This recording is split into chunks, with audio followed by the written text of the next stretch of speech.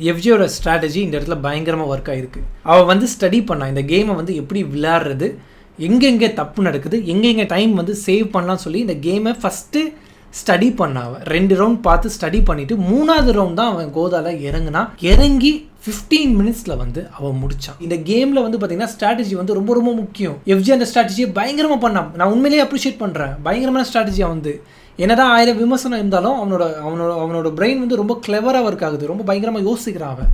Second thing, housemate Subiksha நான் வந்து சொல்லணும். போன வாரம் வந்து பார்த்தீங்கன்னா எஃப்ஜே கேப்டனாக இருந்துட்டான். நீ ஆல்ரெடி ஒரு கேப்டனாக இருந்துட்ட, நீ ஃபஸ்ட்டு போ, நான் வந்து செகண்ட் போகிறேன், இல்லை நான் வந்து லாஸ்ட்டு போகிறேன்னு சொல்லி சுபிக்ஷா அந்த இடத்துல வந்து பேசியிருக்கணும். விக்ரம் அந்த இடத்துல பேசியிருக்கணும். கமருதீன் அந்த இடத்துல வந்து பேசியிருக்கணும். ஏன் எஃப்ஜே வந்து லாஸ்ட்டில் போக அலோவ் பண்ணாங்க? அங்கே இருக்கிற கண்டெஸ்டன்ட் வந்து பார்த்தீங்கன்னா சொல்லியிருக்கணும், இல்லைடா நீ ஆல்ரெடி இந்த வாரம் கேப்டனாக இருந்துட்ட, அதனால் நீ ஃபஸ்ட்டு போ, நான் வந்து செகண்ட் இல்லை தேர்ட் போகிறேன்னு சொல்லி அந்த இடத்துல வந்து பேசியிருக்கணும். ஸோ எஃப்ஜே ஜெயிச்சது வந்து பார்த்தீங்கன்னா ஃபேரான கேம் தான். நான் வந்து அன்ஃபேர் சொல்ல மாட்டேன். எஃபோர்ட் போட்டு ஜெயிச்சிருக்கான். ஆனால் அந்த எஃபோர்ட் தாண்டி ஒரு லக் இருக்குது. கண்டெஸ்டன்ட் வந்து முந்திரி கொட்டத்தனமாக மூக்க நுழைக்கிறாங்க.